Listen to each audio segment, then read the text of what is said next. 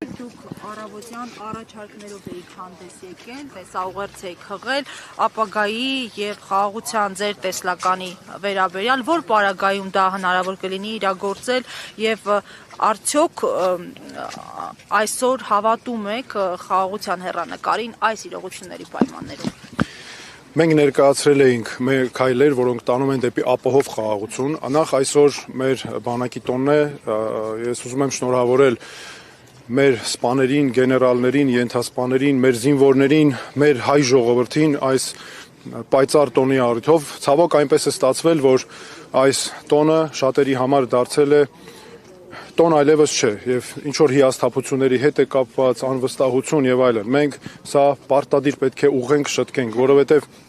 մենք պետք է ունենանք ուժեղ բանակ։ Մենք պետք է ունենանք մեզ պաշտպանելու կարողություն։ Եթե մենք չունեցանք ինքներս մեզ պաշտպանելու կարողություն եւ մեր խաղաղությունը կախված եղավ ուրիշի կամքից, ուրիշի թելադրած պայմաններից,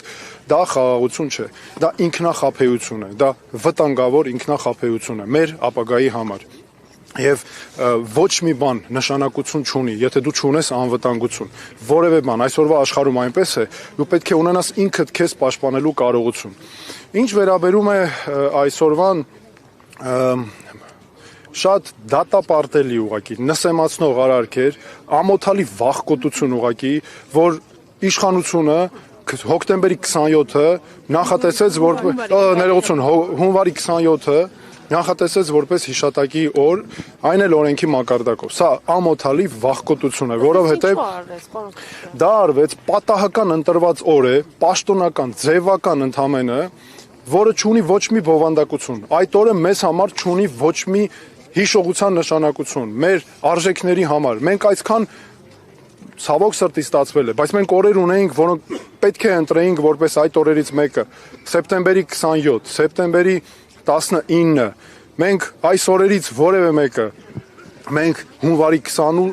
28-ը հենց այդ կարևոր տոնի խորհուրդն է եւ այդ օրը պարզապես ընտրվել է պաշտոնյաների հարմարության համար, որ նրանք գան իրենց համար հարմար, որ իրենց ավելորդ հարցեր չտան, գան նախատեսեն գնան իրենց ֆորմալ արարողակարգի իբր մասնակցեն ու վերջացնեն դրանով, որովհետեւ դա ստացվել է նրանց համար որևէ արժեք չունի։ Ես միանշանակ դա կոնկրետ քաղաքական ընտրություն էր։ Սա ոչ պատահականություն էր, ոչ էր ինչ որ արժեքներ, սա կոնկրետ քաղաքական ընտրություն էր եւ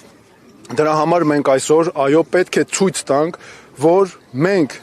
մեզ համար չափազանց կարևոր է հենց այս օրը մեր նվիրական օրերից մեկն է, որը մեր ոչ միայն շնորհավորում ենք, փառք ենք տալիս մեր բանակին ու պետք է ունենանք այո ուժեղ բանակ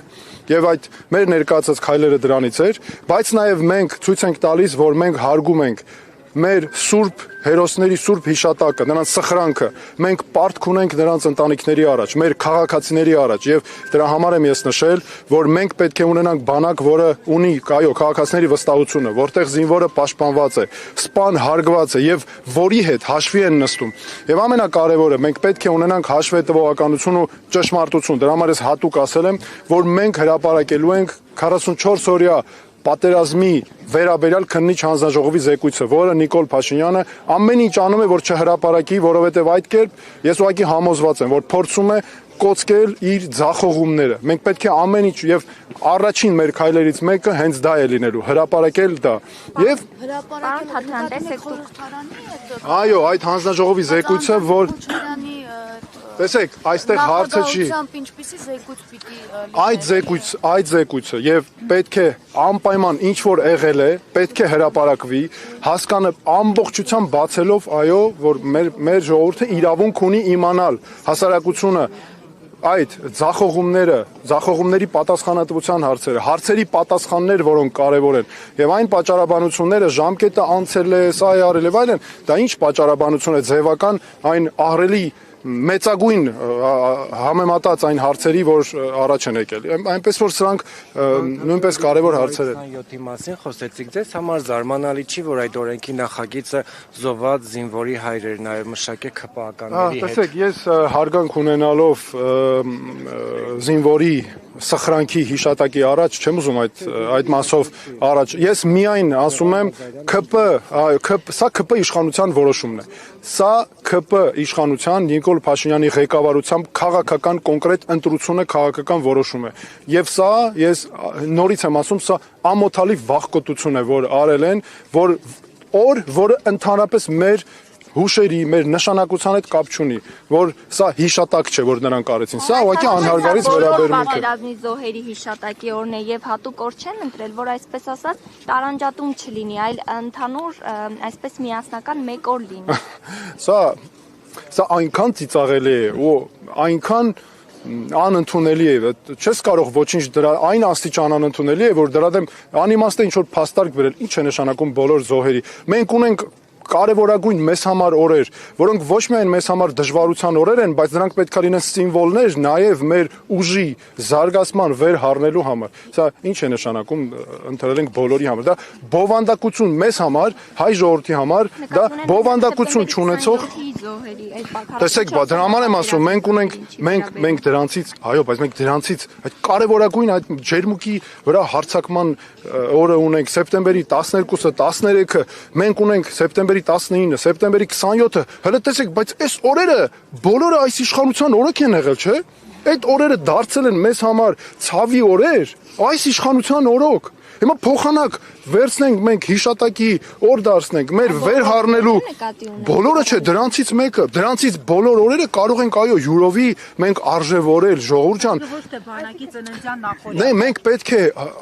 է արժևորենք այդ օրերը ժողովուրդ ջան մենք պետք է հասկանանք որ դրանք մեզ համար նվիրական օրեր են մեզ ամեն մի օրը մեր ժողովրդի քաղաքացիների համար սրտում ցավի ուրախության ուժի օրեր են հասկանում եք հունվարի 27-ը մեզ համար այն էլ բանակի նախօրեին ինչ է տալիս սովորական ընտրված օր է ես նորից եմ ասում այդ օրերը առաջ են եկել այս իշխանության օրոք դրա համար ինձ սկզբում հարց տրվեց թե ինչպես է դա հնարավոր անել դա հնարավոր է անել բացառապես այս ընտրություններում նոր վարչապետ ընտրելու միջոցով ես այսօր նվիրական օր է մեզ համար այս մասով այսքանը կասեմ բայց նաև կասեմ հետեւյալը որ բնականաբար այս գործող վարչապետի ղեկավարությամբ այս իշխանության օրոք հնարավոր չէ այդ խնդիրը ապահովել ապահով խաղաղություն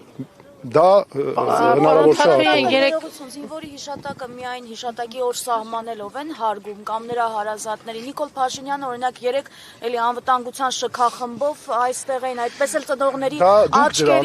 ծնողների աչքերին չի կարողանում նայել ավելին ծնողների ազատ տեղաշարժն են եռաբլուրում սահմանափակում այդպես են անի դուք դրանով ապացուցեցիք իմ ասածը ես ասում եմ այո դա տեսեք պատահական ընտրված օր է բայց հատուկ քաղաքական ընտրություն է պաշտոնյաների հարմարության համար որ նրանք իրենց համար գան ֆորմալ իբր պարտականությունը անեն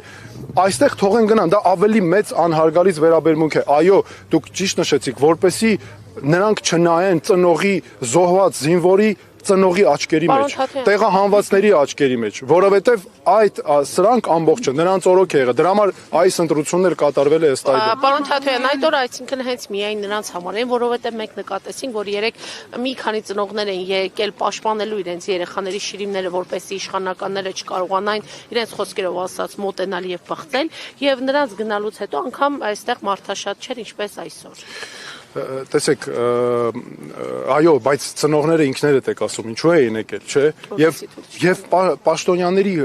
պաշտոնյաների դա բնորոշումը շատ པարզ է, ժողովուրդ ջան, դա պաշտոնյաների հարմարության համար, որ նրանց ավելորդ պատասխաններ չտան, այստեղից էլ բխում է ինչ, որ նրանց համար այս օրերը չեն հետաքրքիր, այլ քաղաքական շահը ինչպես կոծկել, խնդիր չառաջանա, ինչպես իրենց սխալները կոծկել։ Սրանք կարևորագույն բանալիներն են, որ մենք պետք է տեսնենք նրանց վարքագծի մեջ։ Դուք եք կարծում, որ այս քայլը Արցախի հարցը կամ ընդհանրապես Արցախի վերաբերյալ որևէ դրվագ մոռացության տալու համար է, ինչպես որ քննադատությունները Այս իշխանությունը պատերազմ է հայտարարել մեր պատմության դեմ։ Դրա համար եմ ասում, առաջին քայլերից մեկը պետք է լինի մեր պատմության դեմ պատերազմի էջը փակելը։ Մեր պատմության մենք որպես հզոր ժողովուրդ ուժեղ ազգ, աշխարհասփյուր, աշխարհացանց, մենք ունենք այնքան զորություն եւ ուժ, որ մենք ընկել ենք ինչի հետևից մոռացության ենք տալիս մեր պատմությունը ինչի, որ ինչ որ քաղաքական իշխանության պաշտոնյաներ, որ կարողանան կոչել իրենց սխալները։ Սա է ամբողջ տրամաբանությունը։ Քաղաքական բալանս վերականգնելու մասին եք ձեր առաջարկների մեջ խոսել ու ասել եք, որ ձեր պաշտոնավարման վերջին շրջանում արդեն 1 միլիարդ դոլարով հնարավոր է ավելացնել Հայաստանի ռազմական բյուջեն։ Այդ մասին իշխանությունը միշտ ասում է ինչքան ուժեղ բանակ Ադրբեջանից, իսկ Թուրքիայից էլ ուժեղ, միշտ այսպես են հակադարձում, ուժեղը հարաբերական է, ումից ուժեղ։ Դուք ո՞նց եք դա պատկերացնում։ Շատ կարևոր հարց է, շնորհակալություն։ Նախ առաջինը հստակ նշել եմ եւ դա պրոֆեսիոնալ հաշվարկների ու պրոֆեսիոնալ մոտեցումների արդյունք է, որ մեր պաշտոնավարման առաջին տարվա ավարտին անմիջապես օրենսդրությունը միջև ավարտը նախ պետք է օրենսդրությունը փոխվի, օրենքի մակարդակով ամրագրվի, որ բանակի ֆինանսավորումը չի կարող հնայի 88%-ից ցածր լինել։ 1. Երկրորդը, սա նշանակում է, որ այդ հաջորդ առաջին պաշտոնավարմանը հաջորդող տարվա բյուջեով 1 միլիարդ դոլարից ավել է լինելու, քան այսօրվա համեմատ կա։ Երկրորդը, պաշտոնավարման առաջին ժամկետի ավարտին, այո, մենք արդեն խոսում ենք հավասարակշռության մասին։ Գիտեք, իսկ այդ որ տենց ասում են, այս մեկը մեզանից ուժեղ է, այն մեկը ուժեղ է, այսինքն չհասկացա, որևէ մեկը կարող է ասել, որ մենք ուժեղ չպետք է լինենք։ Բայց եթե մենք ուժեղ չպետք է լինենք, մեզ անընդհատ պետք է պարտադրենք հույս ունենալով, որ այս մեկի բարի կամքն է, վայ, մեզ գնանք էլ ինչ անենք նրա հետ, էլ ոնց գցնենք, ինչ անենք, որ մեզ հանգարց մեր թույլ տա ներքին քաղաքական հարցերում խաղաղությունից խոսենք, բայց իրականում չկա դա, այդ պատրանքային վտանգն է իրականում թևածում։ Ինչ որ մեկը կարող է ասել, որ մենք չպետք է ուժեղ լինենք, մենք չպետք է ունենանք կարողություն ինքներս մեզ պաշտպանելու, որտեղ է գրված, այո, մենք պետք է լինենք ուժեղ, մենք պետք է կարողանանք ձեռք բերենք հուսալի կարողություն ինքներս մեզ պաշտպանելու։ Եվ նորից եմ ասում, խոսքը վերաբերում է մեր պաշտպանությանը, եւ դա միայն սպառազինությունը չէ, դա ռազմաարդյունաբերությունն է։ Մենք օրինակ հայտարարել ենք, որ սպառազինությունը պետք է նաեւ լինի տնտեսության ճյուղ։ Սա շատ կարեւոր է, ներողություն սպառազինությունը, այլ ռազմաարդյունաբերական համալիրը։ Մենք պետք է ժամանակակից տեխնոլոգիաներով շարժվենք։ Ես ինչի եմ ասում, որ մենք պետք է շարունակենք մեր հարաբերությունները այն աշխարհի երկրների հետ, օրինակ Ամերիկայի Միացյալ Նահանգները, որտեղ ինովատիվ զարգացումներ կան, բարձր նվաճումներ կան, որովհետեւ բերենք ներդնենք մեր երկրում, մեր բանակում, մենք Ժորժ ջան պետք է կարողանանք ինքներս մեզ պաշտպանել։ Բանաձևը շատ պարզ է, շատ մաքուր է։ Մեզ ոչ մեկ չի կարող այդ հարցում ասել, իսկ ինչ եք դուք ուժեղանում։ Պարոն Թաթարյան, քանի որ նշեցիք, այս փոփոխություններին կարող ենք հասնել նոր վարչապետի միջոցով, դուք եւս վարչապետի թեկնածու եք, ավելի հստակ եթե փորձենք խոսել, եթե դուք լինեիք վարչապետ, բանակի բարելավման ուղղված ինչ քայլեր ձեռնարկել։ Ես տեսեք, այսօր չեմ ուզում խոսքս այսպես քաղաքական երանգներով լինի այն իմաստով, որ հանկարծ որևէ շարժման բան ինչ որ մեկը չփորձի տեսնել կամ չկարողանա տեսնել չլինի։ Ես հստակ ասում եմ, այն 4 քայլերը, որ մենք հրապարակել ենք, դրանք մեր բանակը ուժեղացնելու, մեր երկիրը, մեր խաղաղությունը ապահովելու ճանապարհն է, որը քիչ առաջ ուղղակի ամբողջը ներկայացրի։ Պարոն Թաթարյան, ինչ քննարկումներ կան մասնակցության ֆորմատի հետ կապված։ Ներեցեք, դրա մասին առիթներ կունենանք շատ խոսելու, այսօր ուղղակի ես կարծում եմ մենք պետք է մեր խոսքը, մեր գործը նվիրենք մեր բանակին, նաև հարգելով հարգանքի տուրք մատուցելով մեր հերոսների սուրբ հիշատակի ու սխրանքի առաջ, մեր զոհվածների ծնողների, նաև հարգանքը մատուցելով եւ նրանց մենք պարտք ունենք տալու, այդ իսկ պատճառով այդ թեմաներով երևի հաջորդ մի ուրիշ անգամ խոսենք։ Շնորհակալություն։